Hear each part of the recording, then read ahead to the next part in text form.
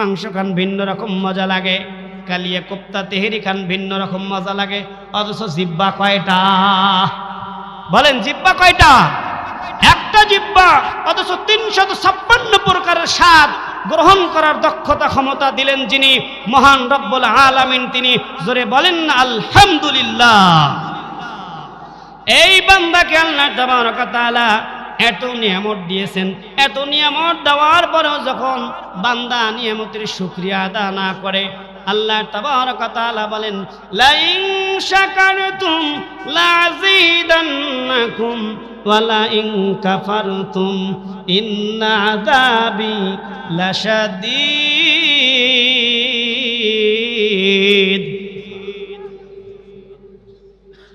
আমার আল্লাহ তাআলা বলে বান্দা লাইন শাকারতুম লাযীদান্নাকুম, আমি আল্লাহ তাবারক ওয়া তাআলা নিয়ামতের মালিক, নিয়ামত তোমাকে দেব। তুমি যদি নিয়ামত পাওয়ার পর অবহেলা না করো, অবমূল্যায়ন না করো, তুমি যদি এটাকে মূল্যায়ন করো, নিয়ামত আদা করো, আমি আল্লাহ নিয়ামতের মালিক, নিয়ামত থেকে নিয়ামতের ভান্ডার তোমার জন্য খুলে দেব। বলেন সুবহানাল্লাহ। ওয়ালাইন শাকারতুম, যদি নিয়ামতের শুকরিয়া আদা না করো, ইন্না আযাবি লাশাদীদ, আমি আল্লাহ তাবারক ওয়া তাআলা শুধু নিয়ামত কেড়ে নেই ক্ষান্ত হব না, তোমাকে কঠিন আযাবে গ্রেফতার করব। বলেন নাউযুবিল্লাহ। এই যে কথা বলার বাক শক্তি আল্লাহ তাআলা দিয়েছেন, এটা কার নিয়ামত? এই যে শ্রবণ শক্তি, কান দিয়ে আমরা শুনতেছি, এটা কার নিয়ামত?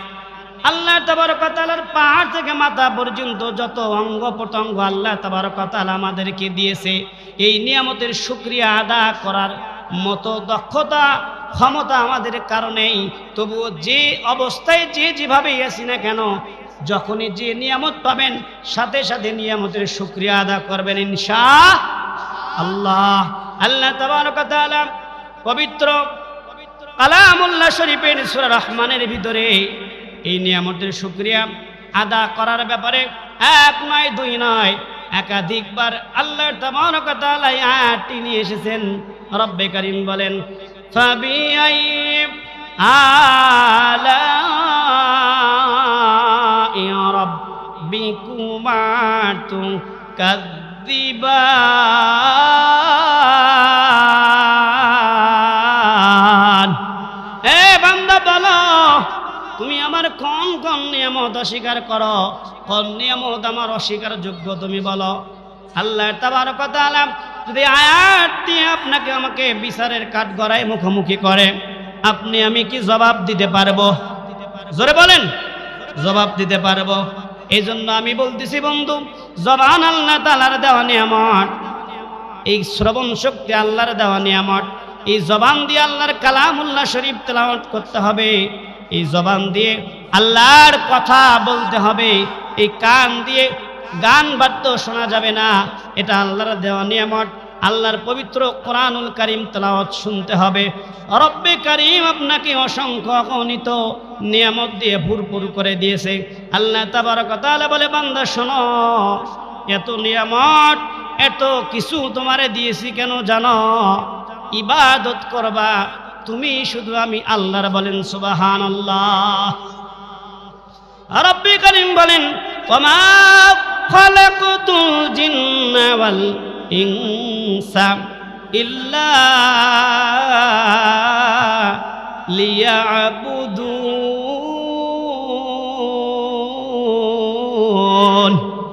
এ বান্দা, আমি মানুষ এবং জিন জাতিকে কেবলমাত্র শুধুমাত্র একমাত্র আমার ইবাদতের জন্য, গোলামি করার জন্য, দাসত্ব করার জন্য সৃষ্টি করেছি। এই মানুষ যখন আল্লাহর দাসত্ব ভুলে যায়, আল্লাহর গোলামি ভুলে যায়, আল্লাহ তাবারক ওয়া তাআলাকে যখন ভুলে যায়, রব্বে কারীম তখন এক সপ্তাহের ভিতরে বড় বড় লম্বা সময় ধরে ভূমিকম্প দিয়ে বান্দাকে সতর্ক করে। বলেন ঠিক কিনা?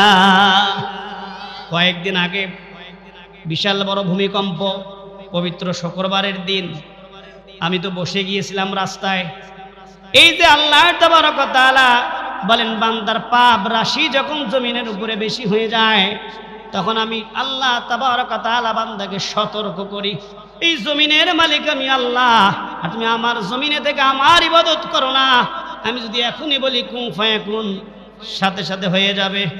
অথচ তোমারে আমি আল্লাহ তাবারক ওয়া তাআলা পা থেকে মাথা পর্যন্ত অসংখ্য অগণিত আমি আল্লাহ তাবারক ওয়া তাআলা নিয়ামত দিয়েছি,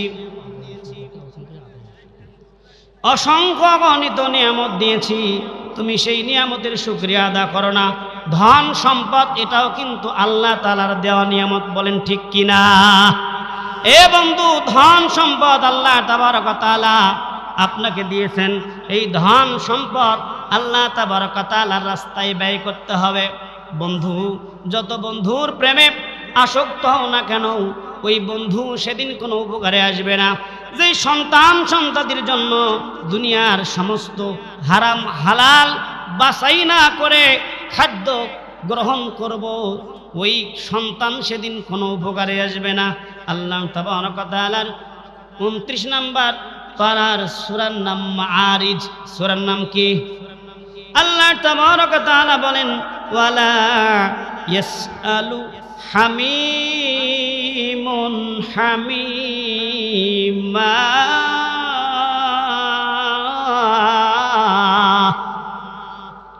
আল্লাহ তাবারক ওয়া তাআলা পূর্বের আয়াতে আমি বলেছিলাম 9,32,00,000 মাইল উপর থেকে সূর্য তাপ দেয়।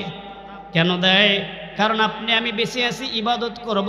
যদি খুব কাছে থেকে দেয়, সহাদ মাথার উপর দেয়, আপনি আমি ইবাদত করতে পারবো না, দুনিয়ার সংসার কাজকর্ম করতে পারবো না, কষ্ট হবে। কিন্তু আল্লাহ তাবারক ওয়া তাআলা তার দিনের খাতিরে, তার ইবাদতের খাতিরেই কনসিডার করেছে। কিন্তু বান্দা যখন তার ইবাদত করবে না, তখন এই কনসিডার থাকবে না। তখন কিয়ামতের দিন মানুষের সহাদ মাথার উপরে সূর্য নিয়ে আসা হবে, এবং সূর্যের যেই তাপ, ভোল তাপমাত্রা ছিল 1,40,00,000 ডিগ্রি সেন্টিমিটার, এটাই আল্লাহ তাবারক ওয়া তাআলা সেদিন প্রয়োগ করতে বলবেন। সেদিন সূর্য রবের হুকুম পালন করবে। রবের হুকুম পালন করতে গিয়ে আপনাকে এই সূর্যের সঠিক তাপ, পূর্ণাঙ্গ তাপ আপনাকে প্রয়োগ করা হবে। এই মগজগুলো ফেটে যাবে। বন্ধু, মনটা নরম করে একবার শোনার চেষ্টা করেন। মনে করেন আপনার চোখের সামনে কিয়ামতের দৃশ্য, কিয়ামতের মাঠ কায়েম হয়ে গেছে, আপনি লাইভ দেখতেছেন, একটু নড়াচড়া করেন না, একটু মনোযোগ দেন। আল্লাহ তাবারক ওয়া তাআলা অনেক তথ্য দিয়েছেন। আল্লাহ তাবারক ওয়া তাআলা বলেন, ওই দিন হামিমুন হামিমা, ওই প্রকৃত বন্ধু, অন্তরে অন্তঃস্থলের বন্ধুকে বোঝানো হয়। ওই বন্ধু সেদিন তোমাকে দেখবে না, দেখেও না দেখার ভান করবে, অথচ সেই বন্ধু তোমাকে দেখতে পারবে, কিন্তু সেদিন কাছে আসবে না। এই বন্ধুর জন্য রাত 12টার দিকে আপনি আমি ডাক দেওয়া মাত্র কিন্তু চলে যাই, ছুটে যাই। কিন্তু ওই দিন ওই বন্ধু আপনাকে কাছে আসবে না, আপনার ডাকে সাড়া দিবে না। সেদিন আল্লাহ তাবারক ওয়া তাআলার এই ভয়াবহ দৃশ্য ফুটে উঠবে। এই ভয়াবহ দৃশ্য থেকে আপনি বাঁচার জন্য আল্লাহ তাবারক ওয়া তাআলার কাছে কি করবেন? ওই বন্ধুকেই মুক্তিপণ হিসেবে দিতে চাইবেন।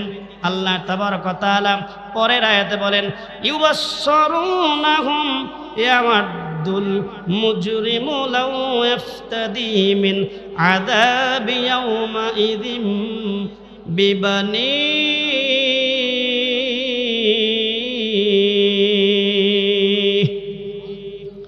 আল্লাহ তাবারক ওয়া তাআলা সেদিন এই দৃশ্য দেখে বান্দা বলবে, আল্লাহ,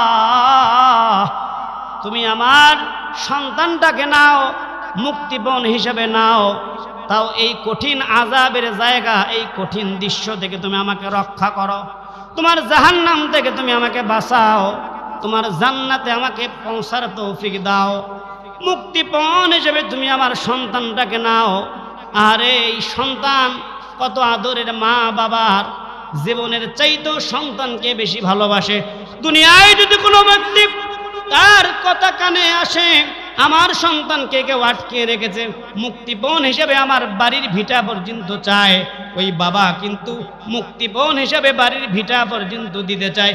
এমনও বাবা আছে নিজের জীবনের বিনিময় হলেও সন্তানকে মুক্তি চায়। কথা বলেন ঠিক কিনা? এই বাবা সেদিন বলবে, রব, তুমি আমার সন্তানটাকেই নাও, তবুও তুমি আমাকে মুক্তি দাও, জাহান্নাম থেকে পরিত্রাণ করো। আল্লাহ তাবারক ওয়া তাআলা বলবে, না, চলবে না, হবে না।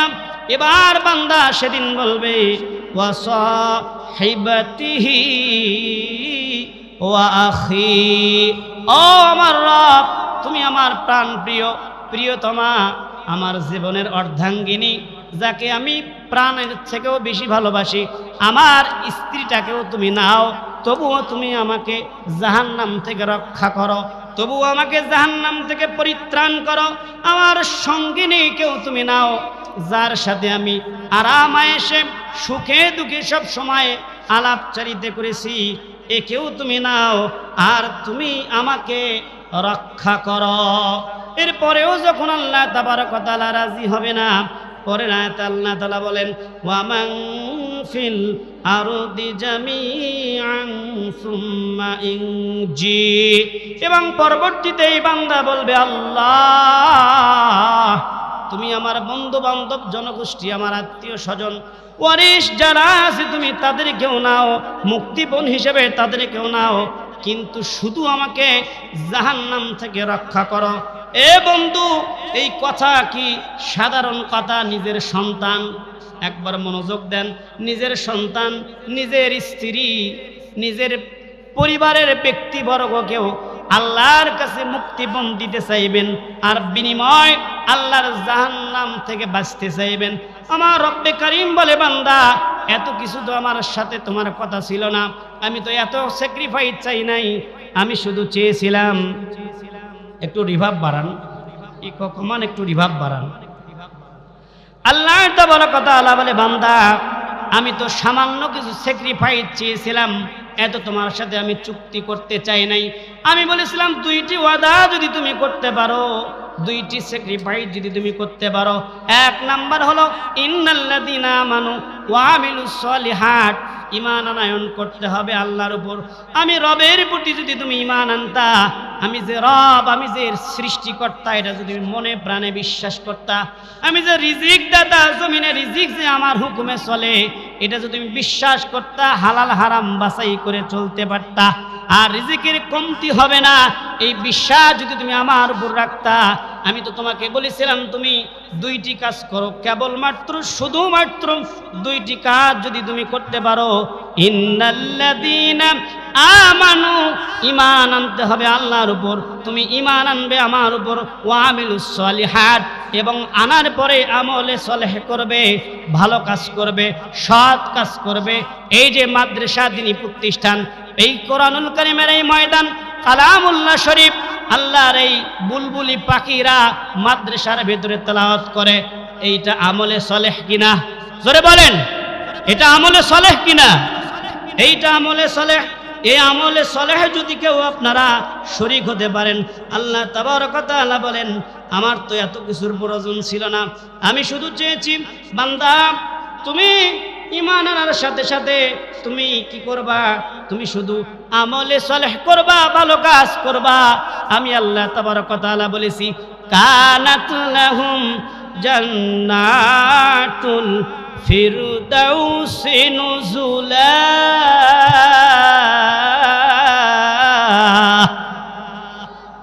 আসতে বলেন, চাষিরা বাসায় গেলে পিডাবে। আল্লাহর দেওয়া নিয়ামত, একটু আগেই বলেছিলাম, বাকশক্তি কার দেওয়া নিয়ামত? জোরে বলেন, বাকশক্তি কার দেওয়া নিয়ামত? আল্লাহর দেওয়া নিয়ামত এই বাকশক্তি। আল্লাহ তাবারক ওয়া তাআলার প্রশংসা করতে গিয়ে যেই জবান উচ্চারিত হবে না, আল্লাহ যদি এখনই চায় ওই জবান বন্ধ করে দিতে পারে কি পারে না? আপনার কি চান এই জবান বন্ধ হোক? জবান যার শুকরিয়া হবে তার কথা বলেন ঠিক কিনা? এই যে আমলে সলেহ করতে হবে, ঈমান আনার পরে আপনার শর্ত হলো বন্ধু ভালো কাজ করতে হবে। যদি ভালো কাজ করতে না পারেন, আল্লাহ তাবারক ওয়া তাআলা কিন্তু আপনাকে আর জান্নাতে দিবে না। আল্লাহ তাবারক ওয়া তাআলা বলেন ভালো আমিয়া ঈমান আনার পরেই যদি তুমি ভালো কাজ করতে পারো, তোমার ফলাফল হবে কানাত লাহুম জান্নাতুল ফিরদাউসি নুজুলা। তোমাকে আমি আল্লাহ তাআলা তখনই জান্নাত দেব। আর যদি তুমি অর্থগুলোকে কার্পণতা করো, অর্থকে যদি উপার্জন করে তুমি নিজের কাছে রাখো, দান করতে না চাও, তাহলে আমি আল্লাহ তাবারক ওয়া তাআলা কি করব জানো? কাল্লা ইন্নাহা লাজ, তোমারে আমি আল্লাহ তাবারক ওয়া তাআলা লাজ নামক জাহান্নামে নিক্ষিপ্ত করব। বলুন নাউজুবিল্লাহ। এ বন্ধু, এত স্যাক্রিফাইসের কোনো প্রয়োজন নেই। স্ত্রীকে মুক্তিপণ দেওয়া লাগবে না, পিতা মাতাকে দেওয়া লাগবে না, পরিবার পরিজন দেওয়া লাগবে না, জনগোষ্ঠীকে দেওয়া লাগবে না। আল্লাহ বলতেছে বান্দা দুইটি স্যাক্রিফাইস করো, দুইটি কাজ তুমি আমার শুধু কথা শোনো, দুইটি কাজ করো। এক নাম্বার ঈমান আনো আমার উপর, ঈমান আনার পর ওয়ামিলুস সালিহাত, ভালো কাজ করো, নেক কাজ করো। এই নেক কাজ যদি করতে পারো কানাত লাহুম জান্নাতুল ফিরদাউসি নুজুলা, চোখ বন্ধ করবা আর চোখ খুলে দেখবা তুমি আমার জান্নাতে। বলুন সুবহানাল্লাহ।